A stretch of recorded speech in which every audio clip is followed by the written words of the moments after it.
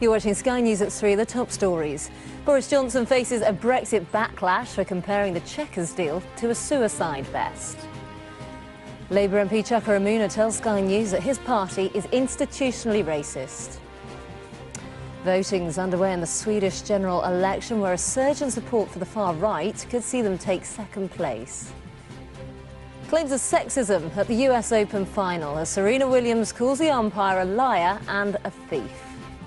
I'm here fighting for women's rights and for women's equality and for all kinds of stuff. And for me to say thief and for him to take a game, it made me feel like it was a sexist remark.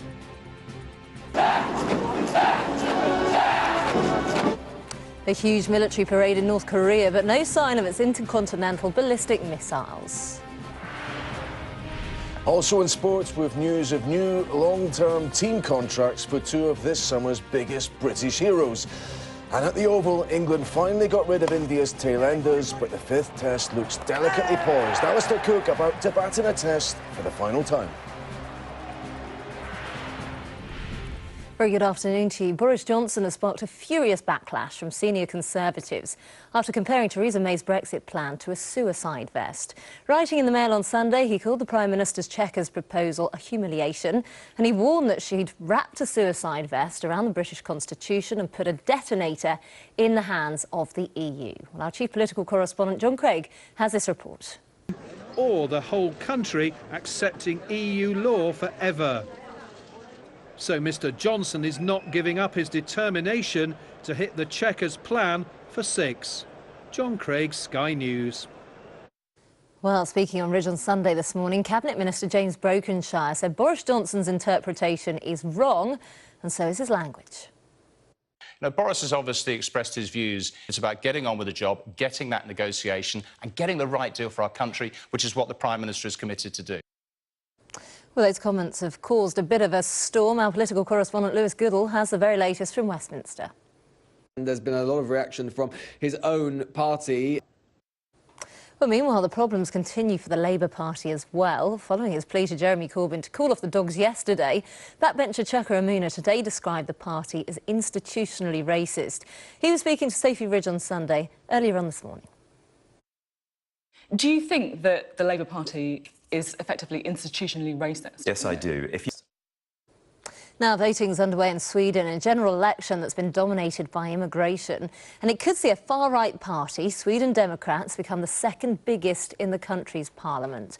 Let's go live to Stockholm now. Our Europe correspondent Michelle Clifford. Michelle, immigration once again very high up on the agenda. Yeah, very much so, and it's got a great deal of traction, and that's to be believed, but we all know we've been burnt by the polls in the last few years. OK, Michelle, thank you. We'll be back with you, no doubt, a bit later on. Now, North Korea has held its first military parade since Kim Jong-un held face-to-face negotiations with President Donald Trump over denuclearization. The event celebrated the 70th anniversary of the country's founding.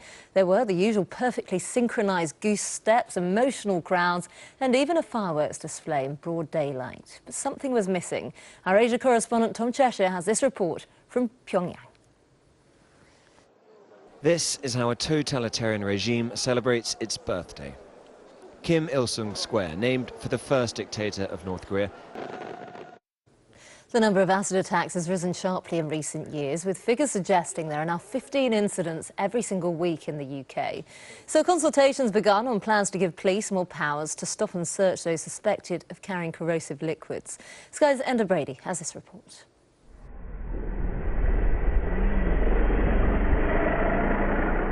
Across the capital, acid attacks have become a depressingly familiar crime, also in development. Enda Brady, Sky News. You're watching Sky News. Coming up in the... Welcome back. Let's cross over now to the Sky Sports News Centre for an update from there. It'll stay up on its own, you know. This programme is brought to you by Vitality Health and Life Insurance. Getting active brings its own rewards. Told you. Good afternoon. The fifth test between England and India could still go either way after on Sky Sports News, and we're back later this hour. This bowl needs a top-up. Time now to get a check on all the latest weather forecasts. From the clear blue sky of a Doha morning to the fresh autumn breeze in the city of love. Atlantic rain will spread to many western parts and then northern parts tomorrow, but southern Britain will be mostly dry with good sunny spells. Before then, the northwestern parts will have coastal gales and blustery showers to end the afternoon, but it will be mostly fine elsewhere, although there will be a few showers around. The northern half of Scotland will see further showers overnight, although the showers will die out over northeast Scotland later on. But most other places will be dry. It'll be quite mild, with the strong winds in the north slowly easing. The weather, sponsored by Qatar Airways. You're watching Sky News. Coming up, cleaning up the Great Garbage Patch, an ambitious project to rid the plastic ocean of plastic waste is launched. This is Sky News. The top stories this hour. The former Foreign Secretary Boris Johnson has accused Theresa May of wrapping a suicide vest around Britain, handing the detonator to Brussels. Prominent Labour backbencher Chuka Umunna has told Sky News that his party is institutionally racist. Voting is taking place in Sweden's general election in a race that's been dominated by the subject of immigration. Now, Serena Williams has accused the umpire in the final of the US Open of being sexist and treating her more harshly than men. In a series of on-court outbursts, she called him a thief and a liar as she lost the final in straight sets to Japan's Naomi Osaka. Here's Joe Tidy. First Japanese player to win a Grand Slam, but the match won't be remembered for that. Joe Tidy, Sky News. Well, let's get more reaction from former tennis player Barry Cowan, who joins us from Cheveley in Berkshire. Good afternoon to you. What did you make of the outburst then? Good afternoon. Extraordinary from Serena. What disappointed me more than anything else was the lack of apology straight after the match, lack of apology in the press conference. And when she throws words like liar and thief, you have to say, well, does she have any ground to throw those words at the umpire? Absolutely not. The umpire got it 100% correct. He did a letter of the rule. First of all, coaching. Second of all was racket abuse. And third of all was verbal abuse. And all that added up to the game penalty. So the umpire did what the umpire would do on every match that he would umpire on. Did she have a point, though? Because some have come to her defence. They've said that she's making a stand, you know, against sexism. Did she have a point? Well, I'm confused how she feels she does have a point, because the rules are there, black and white, that if you get caught for coaching. Now, that was unfortunate. It wasn't Serena's fault. But as a former player, I've been caught for coaching because my coach has given me instructions, but that is something that you have to accept. Then she would absolutely know that if she broke a racket, that is another warning, which then added up to a point penalty. And as I said, she would also know that you can't verbally abuse an umpire, you can't verbally abuse a player, you can't verbally abuse a spectator, because if you do, that is another warning, which added up to a game penalty. So I was very disappointed that Serena went down the route that she did go down, the lack of apology, and also very disappointed by certainly the comments of Billie Jean King, because for me there's no defence of what happened to Serena, and what has been lost, and you rightly have shown that in your great package, Naomi Osaka. What an incredible performance it was from someone who was competing in her first Grand Slam final, is a player that has undoubted talent. At times, she's shown a bit of frailties mentally, but she kept herself together brilliantly in those very difficult moments against her idol. It is interesting because I was reading some comments as well from Sue Barker, of course, very well-known face in the tennis world, and she was, you know, saying in some respects maybe Serena Williams had a point because she's seen episodes where men perhaps act in the same way and they haven't been penalised in the same way. Well, Shapovalov, the very young and talented Canadian, he got defaulted straight away last year. He hit a ball straight at the umpire. It was accidental, but those are the rules, and he knew the rules, and he was so apologetic, and he couldn't have apologised enough. There were instances, John McEnroe years ago, he got defaulted the Australian Open. The British umpire, Jerry Armstrong, defaulted McEnroe on that occasion. Last year, in a tournament in Germany, Benoit Paire, the very volatile Frenchman, he got a game penalty. It's happened. I think what, for me, and when I was watching it last night, it was you're watching each step as it happens, and you're asking yourself, did the umpire get it right? In all three of those steps, the umpire absolutely got it right. You know, I think what I wouldn't want is the umpire gets criticism for it, because those are the rules. Now, we can have a different argument whether you agree of the coaching, which, okay, in the women's tour, the WTA tour, you allowed on-court coaching. It's ironic, actually, that Serena never even asked for the on-court coaching, but the rules are, at the US Open, in the main draw, you cannot receive any coaching at all, and if you do, it will be a warning. I suppose what was really heartbreaking was, you know, you looked at Naomi Osaka and she was in floods of tears, and it should be such a pivotal moment in her career. The first person from Japan to win a Grand Slam. Yeah, it was a truly astonishing performance from her. It's been an up and down year. She's openly admitted she struggled mentally, but the way she was able to keep herself together, when you've got the majority of that crowd who were obviously backing Williams, understand that because it's an American. Half the crowd probably didn't even know what was happening because the noise in the Arthur Ashe Stadium court is deafening when you've got 23,500 people. But for Serena, the champion that she is, and she is a great champion, and one of the reasons why Serena has been head and shoulders above any female player in the last 20 years is Serena. Majority of the time, there have been a few instances, of course, at the US Open in the past, majority of the time Serena has been able to keep herself together mentally, but not last night. And I'm sure in time that she will regret what happened. And I certainly would hope to see Serena back in a Grand Slam final. I would love to see Serena equal Margaret Court's record of 24 major titles, and maybe even surpass that, what the Australian achieved many years ago. I mean, she is an incredible player. Just finally, I want to ask you, when someone of that stature makes such an outburst, do you think it will give rise to, you know, other episodes like that in the future? Sorry, can you repeat the question, please? Do you think when someone of Serena Williams' calibre makes an outburst like that, are we likely to see more outbursts like that in the future? Well, you would hope less, because, I mean, that's also... sports people are role models. And if Serena, what she said to the umpire last night, if she was not pulled up on that, what do you think that would have happened if you've got a junior tournament, under 12 and under 14, and they abuse an official and they don't get penalised for it? So, yeah, I think that a lot of people will look at that last night, and I'm sure Serena, in time, will look at it last night and that overstepped the mark. And we all at times, I've played in a competitive environment where you are mentally losing your rag a bit. You do overstep the mark, but you know as a player, you know 100% as a player that if you overstep your mark like that, then you have to pay the penalties. And Serena overstepped the mark on two occasions. Of course, her coach, Patrick Mouratoglou, got it wrong in terms of the coaching, but that was the risk he takes. That ultimately, that obviously resulted in a game penalty for Serena.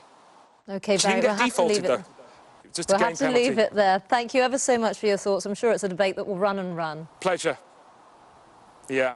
Now, scientists have launched a controversial device which they hope will clean up the so-called Great Pacific Garbage Patch. That's the 80,000 tonnes of plastic floating off the coast of California. Now, Ocean Cleanup began its journey from San Francisco, but there are concerns that the mission would detract from the drive to stop the problem at its source, and that some marine life could also be affected. Sky's US correspondent Greg Milam has this report. As launches go, there is no doubt it was breathtaking. Across a gleaming bay, with the skyline of San Francisco as its backdrop. Greg Milam, Sky News, San Francisco. And of course, you can find out much more about what you can do to reduce plastic use in your own life by visiting the Sky Ocean Rescue campaign site. That's skyoceanrescue.com. The potential harm of drinking during pregnancy has long been known, but latest estimates suggest that fetal alcohol spectrum disorder, or FASD, could affect between 2 to 5% of births in the UK. Well, today is FASD Awareness Day, and charities are hoping to use the occasion to shine a light on what they call a hidden epidemic, which can leave children with a range of physical and mental problems. Sky's Becky Johnson has more. When Anna Webster first adopted her son, she visions. Becky Johnson, Sky News. Latest figures show that 9 out of 10 of the women killed by a man in England, Wales and Northern Ireland were killed in their own homes by someone that they knew. It's prompted new legislation which looks to give women and girls more protection from domestic abuse, but campaigners are calling for those measures to be beefed up to include a national register for stalkers that would ensure that persistent abuse is stopped before it ends in tragedy. Earlier on, I spoke to Rachel Williams, a survivor of domestic abuse, and she told me about the impact it's had on her life. So I was in an abusive relationship for 18 years, left my abusive husband, and during that 6-week period he stalked me. Not that I recognised it was stalking until much later on. And it resulted in him coming into my place of work on a Friday, on the 19th of August 2011, and he shot me with a sawn-off shotgun. The first shot hit in my leg, which he aimed at my chest, and I'd managed to pull my knees up under my chin. The second shot missed my head, and there was a hefty battle in the shop, and he later went off, and I found out then that he'd hung himself. I nearly lost my leg through it. I was in hospital for 6 weeks, and I came out of hospital on the Friday, and on the Monday my 16-year-old son committed suicide, so he became a victim, an innocent victim of domestic violence too. Absolutely unimaginable. You spoke about your son there. What kind of impact did all this have on, your wider family? A massive impact. I mean, domestic abuse just doesn't affect the person who's on the receiving end of it. It affects the whole family. It's like a ripple effect between, amongst all the family members. Certainly in my case. I mean, even in my place of work, years ago, my employer wrote a letter to say that, and it was funny because I actually forgot that my perpetrator, Darren, used to do that. He used to come into the shop and check the appointment book. Being a hairdresser, I was never allowed to cut a man's hair or gay or lesbian's hair, and used to come in and check the appointment book. And she said, it was only later that she realised how controlling he was, but it just affects everybody. That's the issue, isn't it? It's not just physically, it's also mentally, and it happens to men and women. How much courage does it take for women to walk away from a relationship like that? A lot of courage. I mean, every day a victim is surviving in her own home. She's safeguarding herself and her children. To leave a perpetrator, that is when, certainly for me, and I think a lot of other, I'm talking as a woman survivor, women will say, the fear becomes greater of staying with that perpetrator than leaving. And that is when every service possible needs to embrace and help that victim leave, and put safety measures in place. So what more do you think needs to be done? Do you think this register would help? Absolutely. I mean, we know 80% of stalkers never face charges.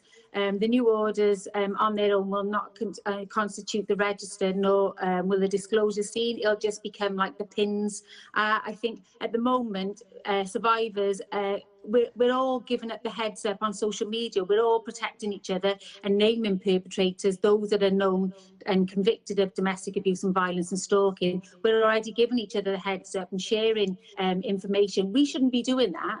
The government should be putting in place a serial perpetrator and stalker register to protect the women, children and men too. We know men do get abused as well. So there needs to be much more done. You're watching Sky News. Coming up in the sport with Craig, news of new Team Sky deal for Tour de France champion Geraint Thomas. Welcome back. Let's get a check now on all the latest sports. Hello again. England's highest ever run scorer, Alistair Cook, is at the crease for the final time. The closing stages of that tournament are right now. And there's more live over on Sky Sports News. We're back a little later. Thank you. Now, we've got a bit of breaking news to bring you, and we're hearing from the National Hurricane Centre that Storm Florence is forecast to rapidly intensify into a major hurricane by tomorrow. It's heading for the southeast of the United States. At the moment, it's a tropical storm, but of course, if it intensifies, that could mean that there could be significant damage. Of course, we will bring you all the latest updates here on Sky News. Let's take a look at the weather now, shall we? A bit closer to home. By the springtime flowers of a mountain lake, to the first snowfall on a winter's day. Atlantic rain will spread to many western, then northern parts tomorrow, but southern Britain will be mostly dry with good sunny spells. Before then, northwestern parts will have coastal gales and blustery showers to end the afternoon, but it will be mostly fine elsewhere, although there will be a few showers around. The northern half of Scotland will see further showers overnight, although the showers will die out over northeast Scotland later on, but most other places will be dry.